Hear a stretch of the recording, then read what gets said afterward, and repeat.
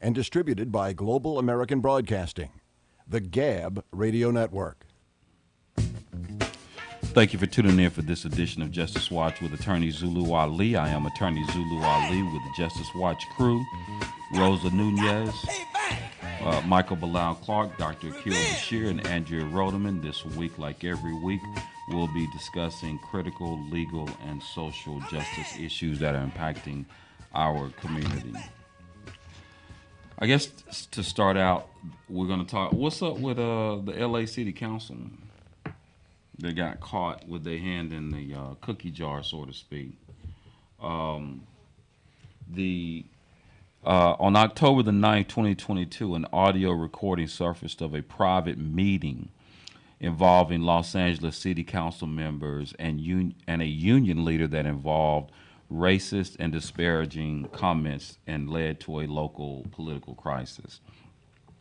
The audio recording captured a conversation between City Council President Neri Martinez and fellow council members Gil Cedillo, Kevin De Leon, and the Los Angeles County Federation of Labor President Ron Herrera. The next day, on October the 10th, 2022, Martinez resigned her presidency position but remained in her city council seat, as did the other council members, despite numerous prominent calls for them to step down. Since none were under indictment, they could only be removed from office by a voter-initiated recall. And after mounting pressure on October the 12th, 2022, Martinez announced her resignation from her elected seat in the city council. So basically, this stems from it was a closed-door meeting at the Los Angeles County Federation of Labor Officers that lasted about an hour. The four, Martinez, De Leon, Cedillo, and Herrera, discussed specific council members, redistricting, and how to consolidate and preserve political power. The audio recording is believed to be from 1 year prior, roughly October of 2021, and was leaked anonymously into the Reddit on September the 19th, 2022. In the meeting, the participants were discussing gerrymandering when Martinez stated, "F that guy, he's with the blacks," referring to District Attorney George Gascon. Martinez also insulted fellow council member Mike Bonan's black adopted child, referring to the behavior of the 3-year-old child during a 2017 parade. She said, "This kid needs a beat down. Let me take him around the corner. I'll bring him right back." Martinez also called the child a changuito, which, according to what I understand, it means a monkey or an ape in Spanish. And in the course of the discussion on redistricting, she commented, "I see a lot of little short, dark people there," in reference to Los Angeles's Koreatown. Then they also revealed council members' remarks about Jews and Armenians, with Martinez being overheard. The Judeos cut their deal with the South LA. That's how I see it, and they are gonna screw everyone else, and referred to Aren Abranasian, an advisor to Paul Krikorian, another Los Angeles City Council member, as a guy with one eyebrow. Cedillo was overheard. It ends in IAN, I bet you. And so the three council members discussed how to appoint a new council member who would work in their interests, and also agreed to gerrymander council member Roman's district in order to suppress those who voted for her. Heather Hutt, a former California state director for then Senator Kamala Harris, was suggested. On August the 26th, 2022, Martinez introduced a motion to appoint Hutt as a council member, which was seconded by 4 other members. The motion was opposed by Harris Dawson and Mike Bonin, who instead proposed instructing the city attorney to find eligibility requirements for appointments. On August the 30th, the vote to instate Hutt as a council member fell one vote short, with 5 voting for the with 5 voting for and 5 voting against. It was referred to the Rules, Elections, and Intergovernmental Relations Committee for further discussions. The committee cleared her for reconsideration by the council the next day, and Hutt was reconfirmed by the council on the next meeting and sworn in on September of 2020, the 2nd of 2022. Now, obviously, there 2 days after the audio was released on Tuesday, October 11th, a crowd of protesters disrupted the scheduled city council meeting, demanding Cedillo and De Leon leave the room. Bonin gave a tearful and emotional speech saying, "My husband and I are both raw and angry and heartbroken and sick for our family and for Los Angeles. Public officials are supposed to call us to our highest selves. These people stabbed us and shot us and cut the spirit of Los Angeles." Since Martinez was not indicted for a crime, she could not be removed by a vote of the city council, and only a voter-initiated recall could remove her from office before her term would have normally ended in 2024. However, Martinez later provided a statement in the Los Angeles Times apologizing. "In a moment of intense frustration and anger, I let the situation get the best of me. I hold myself accountable for these comments. For that, I'm sorry." Bonin's family replied in a tweet condemning the racist comments and demanding Martinez's resignation. And on October the 9th, they demonstrated outside of her home. And on October the 10th, Martinez stepped down as president through a release statement that apologized to Bonin and others. "Therefore, effective immediately, I'm resigning as president of the Los Angeles Council," though she did not resign from her city council seat. One day later, she announced that she would be taking a leave of absence. In a statement, she said, "At this moment, I need to take a leave of absence and take some time to have an honest and heartfelt conversation with my family, my constituents, and community leaders.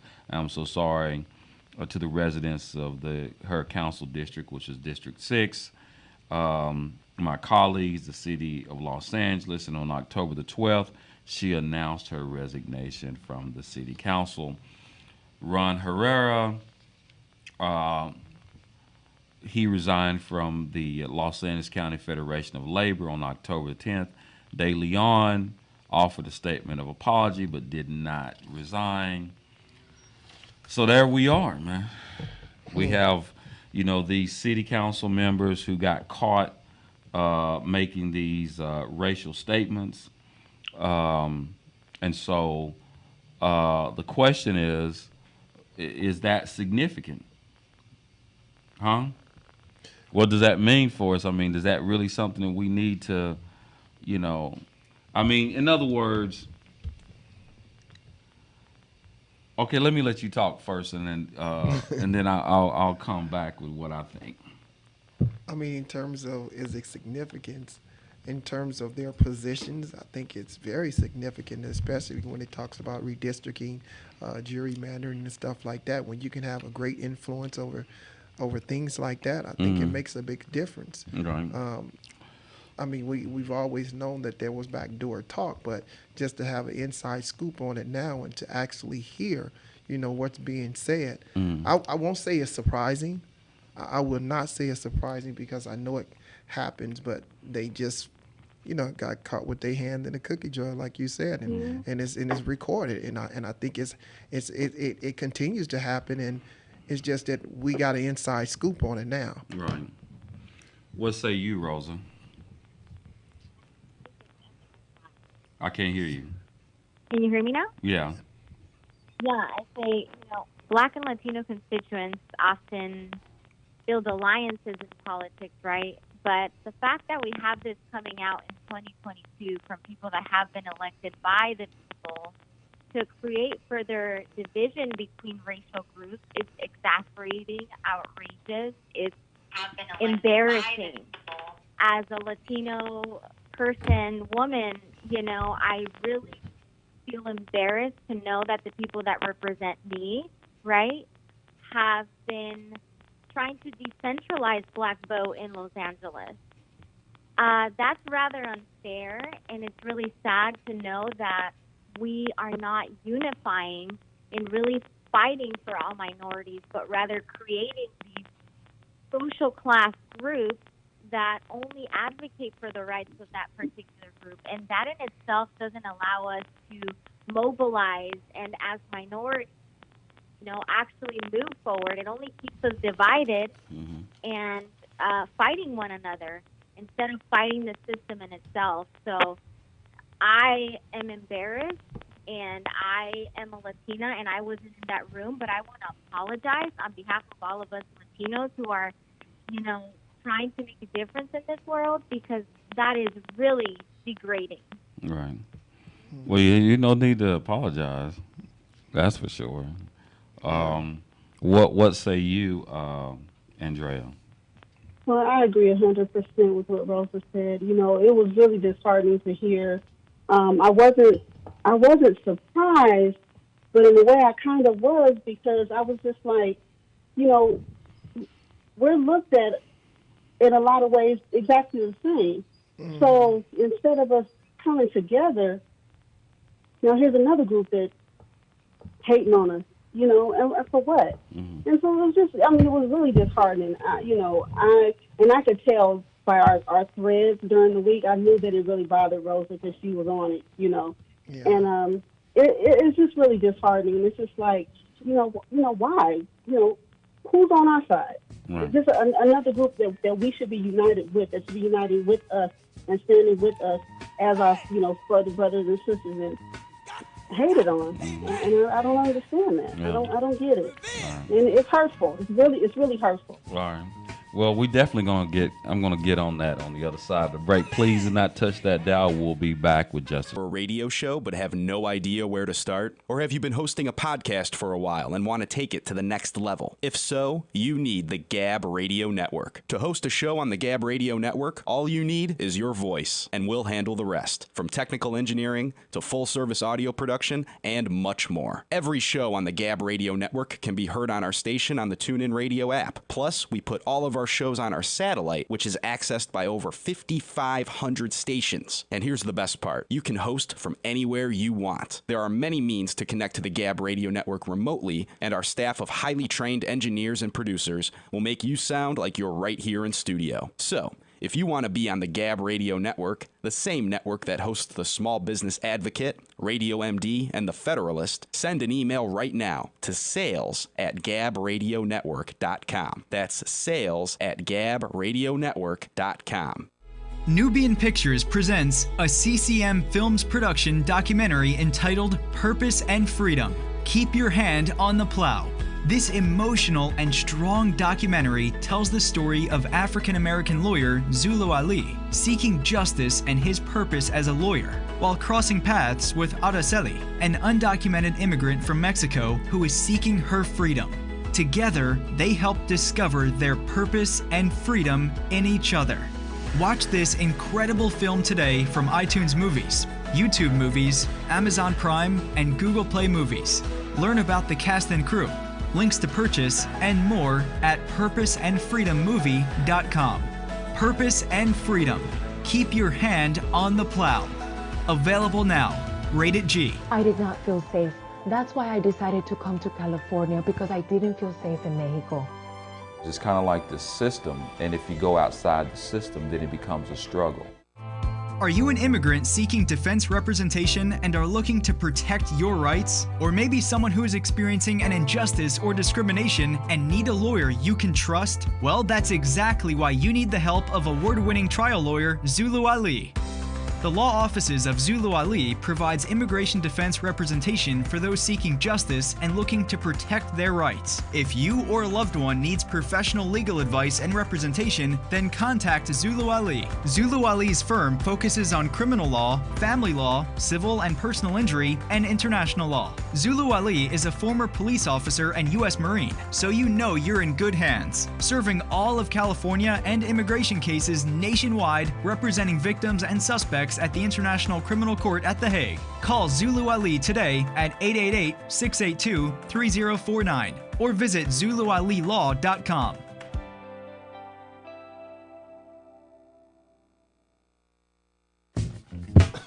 Welcome back to Justice Watch with attorney Zulu Ali and the Justice Watch crew, where we're continuing with our discussion. And our first topic actually was the leaking of the audio of the LA City Council members who were making racial statements. My take on it is, I'm going to go back to, clearly it's not surprising. And when I say it's not surprising is that I think that sometimes, politicians kind of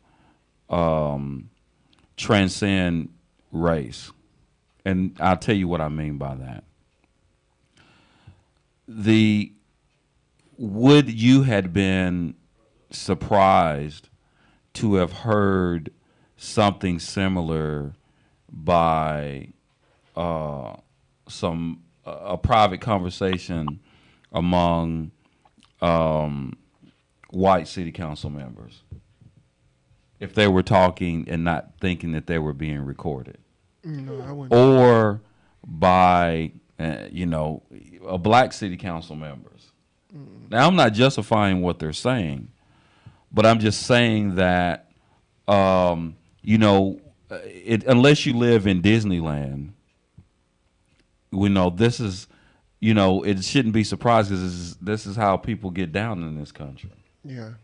I think that it's not something that's exclusive to people, to those individuals. I think that when you get behind closed doors and listen to this, I don't want to bring up old wounds. Or I almost said something about another person who said something about Barack Obama. Mm-hmm. And this person who said something about Barack Obama was a longtime civil rights leader who basically got caught saying something about Barack Obama. He didn't think that the microphone was on. Yeah. You see what I'm saying? So, on that hand, I think that in the final analysis, does it really say something specific about those individuals, or is there just this bigger problem that we have in our society when it comes to just human beings in general? And as I always say, human beings never cease to disappoint me when it comes to the way that they deal with each other and maybe some of the things that may be said behind closed doors. I think that, would you be shocked if, I'm sure if we went back, many of the politicians, even the ones that we really hold in high esteem, it would not surprise me in a private conversation if they would not have said, that they would said something that was like, negative, right? So, is that really a trip? Are we really surprised? How should we approach this situation? That's par for the course. Politicians are hypocritical. Yeah. Right? Whether we're talking about those particular politicians or anybody, it wouldn't surprise me about anybody that would say something really crazy behind closed doors. Mm-hmm. Right? Yeah. You see what I'm saying? Yeah. But I think I think whenever you generalize something and you speak towards something in general, that's one way of seeing things, and it won't come off as being hurtful. But I think it becomes hurtful when you pinpoint one specific ethnic group and says they're with the blacks. You separated yourself from them. So that automatically, no matter what came after that, you already stated your position that you're not with the blacks. And so whoever you surround yourself around with that sat amongst you and allowed you to say such rhetoric, whatever it is, I think it speaks volumes towards their character as well if she was never corrected. So in a general term, if you were speaking about something in general, then I can understand, because politics, we know what politics is. It's a bunch of trickery and lies and everything else. But then when you pinpoint a specific people, that's especially a people that has been discriminated against just as well as your people has been discriminated against, that you should stand together with in order to correct all of these issues.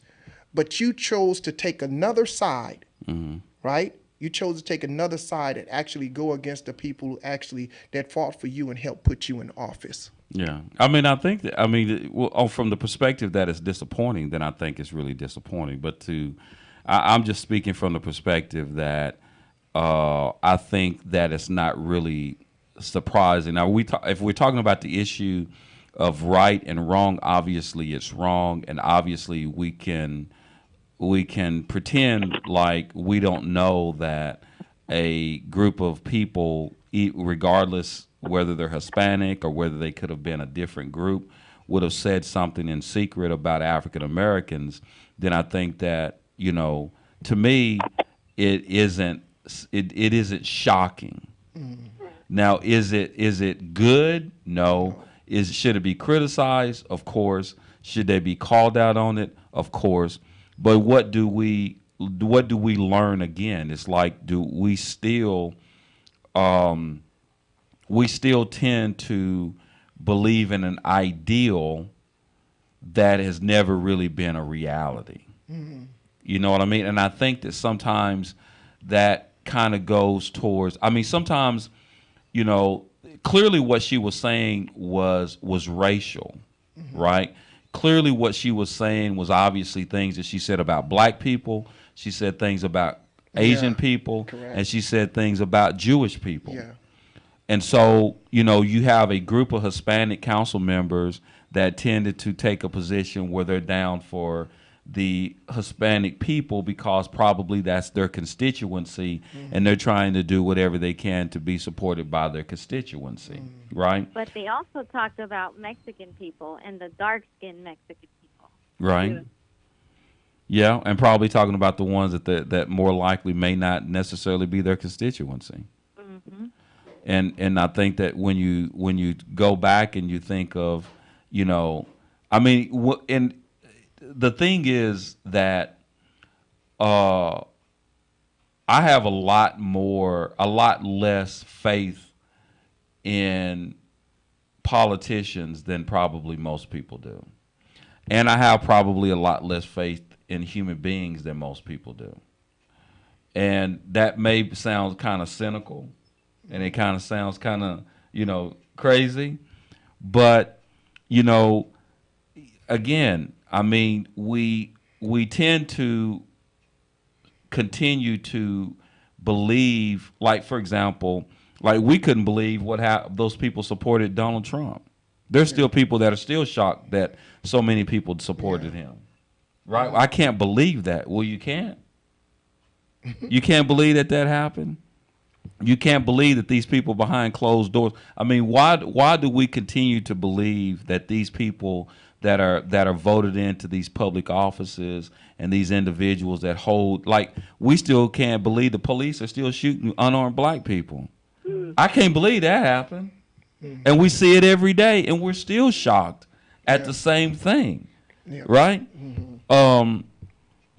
And so and sometimes it paralyzes you, and sometimes it prevents you from being as active and proactive as you should be, because I think that we are still stuck in an ideal that doesn't really exist, right? Mm-hmm. I mean, and that's what I'm saying. I'm saying that basically, in order to deal with what we're hearing from these politicians, I think that the takeaway is that we need to figure out a different way to address this issue of the power and not holding our politicians accountable, not just when we hear them on some sort of audio, but to hold them accountable and look at them cross-eyed all the time.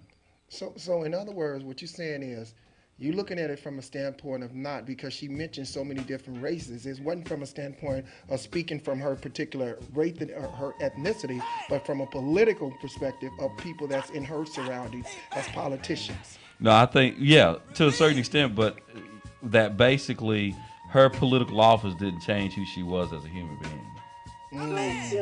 Got it. You know what I mean? Yeah. Okay. But at any rate, we'll continue with this discussion on the other side of the break with Justice Watch.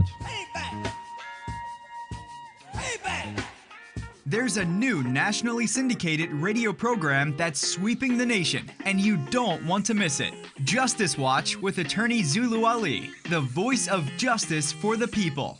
The focus of Justice Watch is to provide an honest analysis and viable solutions to the criminal and social justice crisis in America and the world from a black, brown, working class, and socially disadvantaged perspective, and to motivate listeners to be informed and part of the solution. Zulu Ali is joined by the Justice Crew, consisting of Rosa Nunez, Michael Clark, Dr. Akil Bashir, and Charito Ali to tackle the most pressing issues. Host attorney Zulu Ali is a former police officer, U.S. Marine Corps veteran, and an award-winning trial lawyer who focuses on representing persons accused of crimes, immigrants, victims of discrimination, and persons seeking civil justice. Find out how to listen to Justice Watch with attorney Zulu Ali at justicewatchradio.com.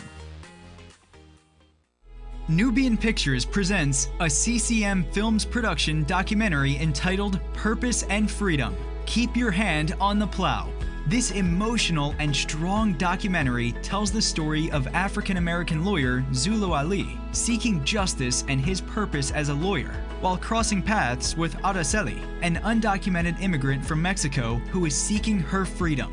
Together, they help discover their purpose and freedom in each other.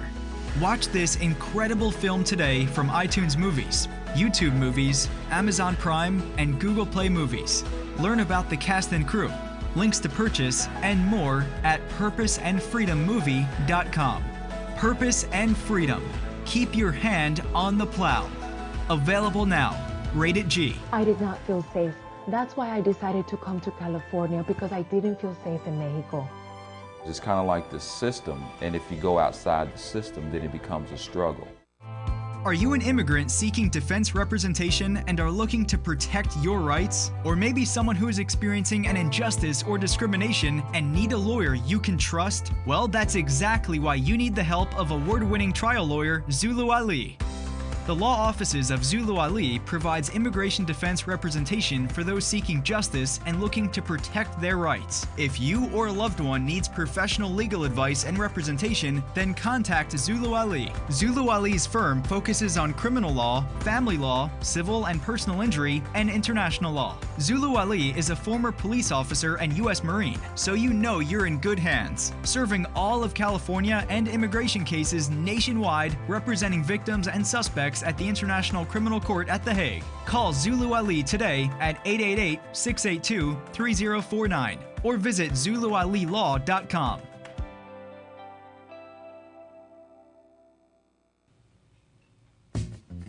Welcome back to Justice Watch with attorney Zulu Ali and the Justice Watch crew, and our discussion, or continuing with our discussion on the conversation or the tapes, the audio that we heard, the racist audio by the city council members. Now, going back to that, this is kind of my perspective on the whole thing, because I understand everything that everyone is saying. I completely understand when we say that it should not have been said.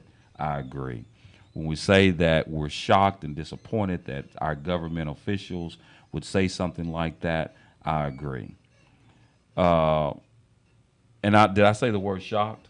Mm-hmm. No, disappointed that they would say something like that. The idea, what we have to step back and start challenging.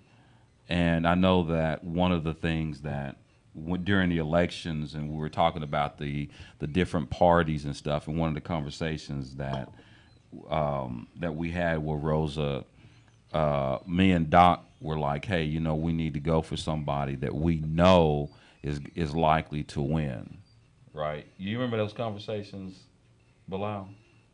During the conversation, we were talking about who was running for office, and me and Doc was like, we need somebody that's more solid, more well-known, and we were really, these third-party candidates and how we did. You see what I'm saying? Gotcha, yeah.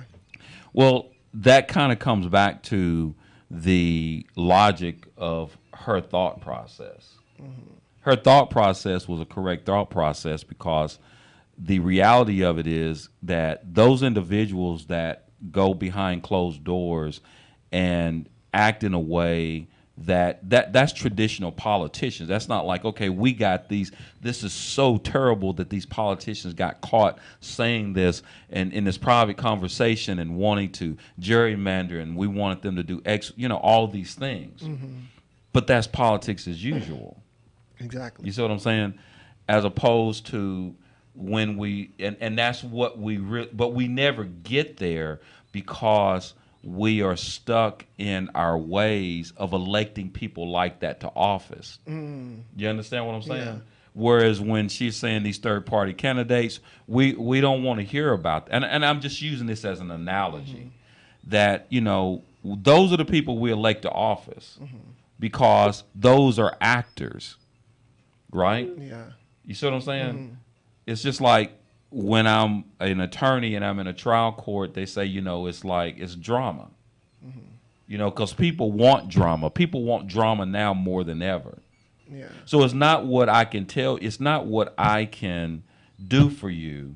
It's can I entertain you and make you feel comfortable? There might be a bad side to me. My politics may be terrible, right? In my own personal beliefs. They're all the same thing. It's the same thing. Politicians do the same thing. Yeah. You know what I mean? Yeah. It's just like, why is Herschel Walker winning in Georgia? Huh? Yeah. Yeah. Right? Exactly. He's winning in Georgia because that's politics. There's the Republican. There's an agenda. Yeah. Right? How is that even possible? Yeah. That someone that can't even, that is extremely it's not like it's even a secret. All of the ideals that these conservatives say that they co-sign, he's done the complete opposite in real time that we have evidence of. Yeah. But he's still being supported. Yeah. Right? He cannot carry on a debate, but he's being supported. Because we don't care about the real morals of our politicians. Right? And what has happened in our country is that there was a time when I was a true idealist. There was a time where I was completely convinced into these ideals and felt like, at the bare essence of all of this is justice, right? And unfortunately, now that we have been exposed in social media and now everything is so exposed, you're finding out, you're questioning the whole process. You're questioning the whole system. I questioned people my entire life. I always knew there was some things that were not just, but I wasn't really questioning the entire system, right? Because I believed as an idealist that in the final analysis that good, righteous people were going to eventually overcome. Yeah. You know what I mean? And unfortunately, I believe that, I don't believe that like I used to. I'm not a little kid anymore. Although I'm 50-something years old. I'm not going to tell you how old I am. I'm 40-something years old. Well, I'm really in my 30s, but at any rate, I don't believe those things anymore. I don't believe in the Easter Bunny anymore. Yeah. Right? I hope I don't. Okay, yeah, you go. Yeah, I'm gonna say, I need to call that one back. Oh, I do believe in the Easter Bunny. I'm sorry, I meant to say, yeah, Mickey Mouse. You see what I'm saying? You can't do that one. You can't do that. I know, especially nowadays, you can't say nothing, right? Can I say Minnie Mouse or is that sexist? Yeah, that's gonna be. Huh? Yeah, you gotta be careful. So. So the thing is that basically, so I think that when you see these things, it's the same thing when we used to, when we think about our justice system, when we think about our they're so, flawed that and when you think about what they're saying, I think that it kind of, makes me, unfortunately, I should be shocked, but I'm not. Yeah. I'm not absolutely like that. Didn't like hit me like really hard because I knew that it just didn't shock me that they would say something like that or those things would be said, especially in light of the fact that the politics of the day. Yeah. After the last 4 years, or the last 4 years, 6 years, I guess. Mm-hmm. I mean, what should shock you? Yeah. Huh? And that's the sad part, too, because I feel like too often the progressive party, right, they coin themselves as people who are fighting for the rights of minorities. Mm-hmm. But under this progressive agenda, what they're doing is just continuing the further oppression of minorities, but painting it pretty, right? Mm-hmm. Here I am, a Latino woman, per se, like Nuri Martinez, who will represent the needs and benefits of those who are so oppressed in our community. But in reality, like you said, it's a show, yes. I'm going in there not to represent, but just to win. That's it. I really don't care about who I'm representing or not. Mm-hmm. And this is under a progressive agenda. Right. So to me, what really aggravates me is the hypocrisy that too often we sit there and say, oh, my gosh, those Trump people are so racist. Yeah. They're so outwardly racist. But, God, progressives, we can't be that. Mm-hmm. We are not that, when in reality, it's that which got them to office. Right. Mm-hmm. So who do we go to if we only have two parties? Right. Yeah. Yeah, I mean, that's exactly what's happening. I mean, I think that it does speak to that higher issue of, the way that we've been bamboozled, and they continue to bamboozle us because, I mean, it's a money and power grab. Yeah. You know what I mean? I mean, people, some people go into it with sincerity. Yeah. But the reality of it is, you remember going back to when we were having our debate with Rosa about her third party co-signing, it's that, it's that's what we do. Mm-hmm. You know what I mean? What do we? A genuine person has a very difficult time winning a political office because you're selling your soul before you get there. Yeah. You know what I mean? Mm-hmm. Like when you're selling your soul to certain, political, certain PACs and, certain interest groups, political interest groups. And, you're making all these promises, before you get it. I remember when I ran for sheriff one time and when I ran for sheriff, I remember that my wife worked at a company. And she was handing out my business cards, and the person literally asked my wife how much money I would pay for their vote. And she says he's not gonna pay for your vote. She says, well, the other person will. You see what I mean? Wow. So that's the reality of it. I mean, there's this corruption in process, and what do we do? I mean, we almost got the system rigged so it stays that way. Yeah. We got it rigged so that the most honest person cannot have the resources or support to even get into office. Yeah, but but the thing about it is, this is the type of stuff that makes people just shy away from the polls. This is the type of stuff that people want to step back and don't want to vote at all because they feel that politicians across the board is going to do them crooked. I can remember a time where I done heard, African Americans basically say, at least I know what's coming with Trump because he's putting it out front. You know what he's about. But Biden, you saw all this stuff that he done in the closet, and then he's remaining silent on a lot of issues when you question him about it. I don't know what he's going to do. Yeah, like authoring the nationally syndicated radio program that's sweeping the nation, and you don't want to miss it. Justice Watch with attorney Zulu Ali, the voice of justice for the people. The focus of Justice Watch is to provide an honest analysis and viable solutions to the criminal and social justice crisis in America and the world from a black, brown, working class, and socially disadvantaged perspective, and to motivate listeners to be informed and part of the solution. Zulu Ali is joined by the Justice Crew, consisting of Rosa Nunez, Michael Clark, Dr. Akil Bashir, and Charito Ali to tackle the most pressing issues. Host Attorney Zulu Ali is a former police officer, U.S. Marine Corps veteran, and an award-winning trial lawyer who focuses on representing persons accused of crimes, immigrants, victims of discrimination, and persons seeking civil justice. Find out how to listen to Justice Watch with Attorney Zulu Ali at justicewatchradio.com. Nubian Pictures presents a CCM Films production documentary entitled Purpose and Freedom. Keep your hand on the plow. This emotional and strong documentary tells the story of African-American lawyer Zulu Ali seeking justice and his purpose as a lawyer, while crossing paths with Araceli, an undocumented immigrant from Mexico who is seeking her freedom. Together, they help discover their purpose and freedom in each other.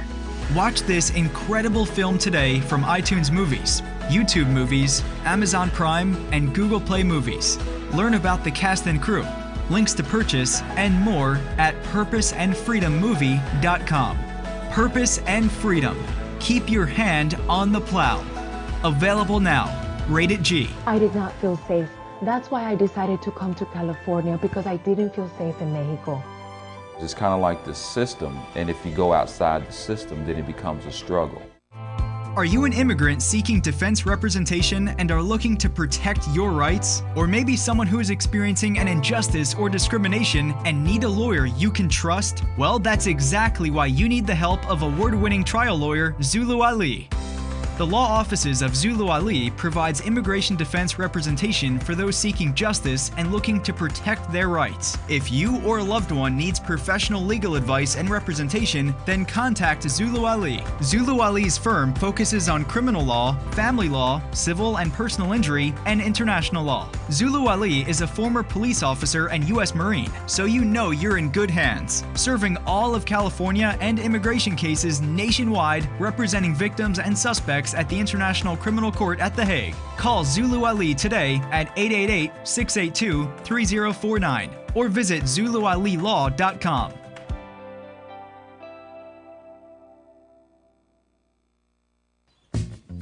Welcome back to Justice Watch with Attorney Zulu Ali and the Justice Watch crew. But before we went to the break, we was talking about. You want me to hit that real quick? Yeah, you might as well go into it. Yeah. All right, so we're gonna try to. Bilal asked me why did I what brought my attention to the other topic that we were going to have, but like in most cases we tend to get so into one topic it's difficult to switch to another. But anyway, so I told him that the reason why it came to my attention is that I had been reading quite a bit of stuff regarding Kanye West. And, you know, my thought processes behind what was going on as far as what's been happening with him. The first thing that came to my mind is trauma, right? Mental trauma.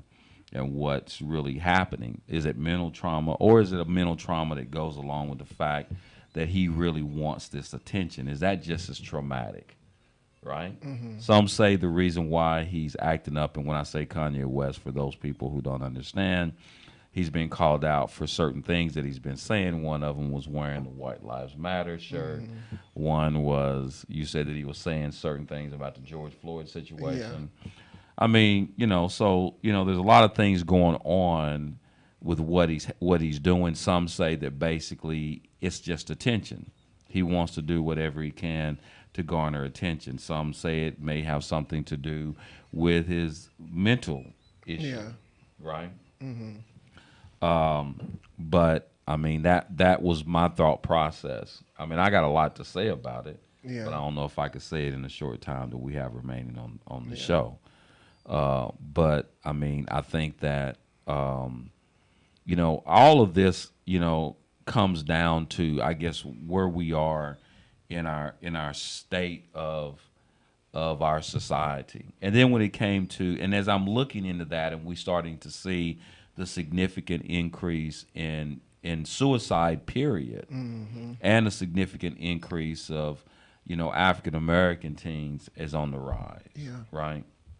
And when we're listening, so there's so much. Is it the internet? Yeah, man, it's crazy. Is it the internet? Yeah. Huh? All of it. I believe it is. I think social media have the. I can't hear you, Rosa. As much as I would love to say no, I think it definitely has something to do with it. You think it does? Yeah. Yeah. When you wake up, I can't hear Rose. Yeah, we can. Yeah, I hear can't you, hear Rose. you, gotta Rose. come closer to the mic. Can you hear me now? Yeah. Yeah. Yeah. Yeah, so I was mentioning, even though as much I would like to say that it's not affecting us, I think it is. The moment you wake up, you open your TikTok account, which is the account used by most teenagers and youth in the country and the world per se.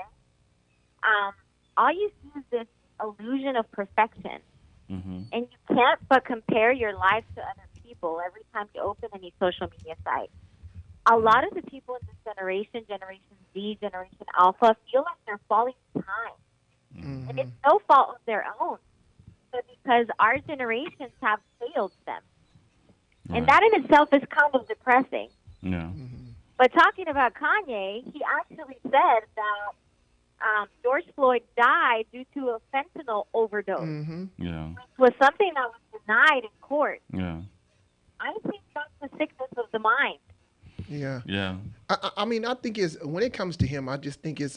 I mean, even if you want to look at it on the side of maybe he just garnering that public attention in order to, because believe it or not, the man is a billionaire. The man got money, and I don't think he's just ignorant just to be ignorant, because he wouldn't have got where he got if he was that, that stupid. But I think that even when you play along with it, it becomes a mental, even if you want to play along with it, just to garner this attention to put you in the spotlight in order for you to, to increase your economics, whatever it is. I just believe that even when it comes to that, it still becomes a mental aspect to it. It still becomes traumatic. Yeah, because you're saying that basically his even though he's doing it for that particular purpose, there's still some psychosis Exactly. that goes behind that Correct. purpose of him just doing it to get that, as you say, garnering that type of attention. Yeah, There correct. is- And it's just like Ray J. Ray J came out last week, and he's basically saying, man, look, if I didn't have my kids, man, I'll cancel my existence. But what does that say to people? Right. Especially by him being in the spotlight and people believing in him. What does it say to the kids that follow him that don't have kids? Right. I mean, social media is addictive, and I mean addictive from the perspective that oftentimes it is it's your opportunity to shine. Yeah. In other words, it makes you feel good when you do good things and you say good things by yourself. You want people to see these things and their responses. There is something in it that makes you feel good about yourself. Yeah. You know what I It mean? does. Because that way, you can be the person that you want to be on social media, Yep. not who you really are. So it can be definitely addictive, and a lot of people, there's probably a lot of people that fall into a state of depression. Yeah. You know what I mean? Based upon the negative feedback, no feedback, or however. You know what I mean? So it's definitely it could be extremely problematic for people. Yeah. But also something, and I'm going to mention this real quick because I told you before I just did this trial where these rap lyrics were. But you remember I was telling Yeah. you we might talk about this next I week. think, That Governor Newsom signed a bill saying that rap lyrics barred as prevents prosecutors from using rap lyrics and other creative works during criminal proceedings. Right? And I just got out of trial where that was just all Yeah. over the place. You know what I mean? Yeah. So, but that's good. they also should check out social media, Yeah. Correct. right? You see what I mean? Social media might be thrown into that mix as well. I think that's all a topic within itself, especially social media right Mm-hmm. now. Many parents are battling this demon right now with social media in the youth and the direction in which it's leading our youth down. And I think that within itself is a whole topic, like part series, that should be discussed. Right. Yeah, definitely. But what's crazy is, even though it does affect the youth more, not mentioning names, but I have a really good friend who is about a year or two older than me. First thing she does when she gets up in the morning, she grabs that phone, not to check emails or anything like that, but Instagram. Yeah. And she judges herself by Instagram. She'll send me these pictures of these people, and I'm like, what you sending me that for? Like, her value in herself has turned to what strangers and people who have no effect on her life think of her and how they respond to her pictures. And, oh, such and such didn't like my picture, but they like such and such a picture. Okay, you damn near 50. Are you serious? Like you like it too? Who? You? Because I see you dialoguing with somebody that says Andrea looks good today. Did you see that post? Who said that? You know who said it. You watched. That's why you started talking. I promise you wasn't saying nothing until that popped up. And as soon as it popped up, she started talking. You noticed that? Well, you done got caught. Whomever said it, thank you. She done got caught with your hand in the cookie jar. You got your car with your hand in the cookie jar. Well, I don't be laughing at that, Rosa. Don't laugh at that. I see you. No, I but don't. You trying to do something slick. You cold. I get you. There's always next week. I get you. See, I'm about to go take care of my mental health. You just hurt my feelings. Yeah. So, but that's a like you said, that's a topic within itself, and I think we're probably going to hit that next week about that. Kanye, we probably talk about this new bill regarding, the using of rap lyrics, and we need to talk a little bit about this social media. Syndicated radio program that's sweeping the nation, and you don't want to miss it. Justice Watch with attorney Zulu Ali, the voice of justice for the people. The focus of Justice Watch is to provide an honest analysis and viable solutions to the criminal and social justice crisis in America and the world from a black, brown, working class, and socially disadvantaged perspective, and to motivate listeners to be informed and part of the solution. Zulu Ali is joined by the Justice Crew, consisting of Rosa Nunez, Michael Clark, Dr. Akil Bashir, and Charito Ali to tackle the most pressing issues. Host attorney Zulu Ali is a former police officer, U.S. Marine Corps veteran, and an award-winning trial lawyer who focuses on representing persons accused of crimes, immigrants, victims of discrimination, and persons seeking civil justice. Find out how to listen to Justice Watch with attorney Zulu Ali at justicewatchradio.com. You're on board KCAA's Inland Talk Express. KCAA, Loma Linda, 1050 AM, the station that leaves no listener behind.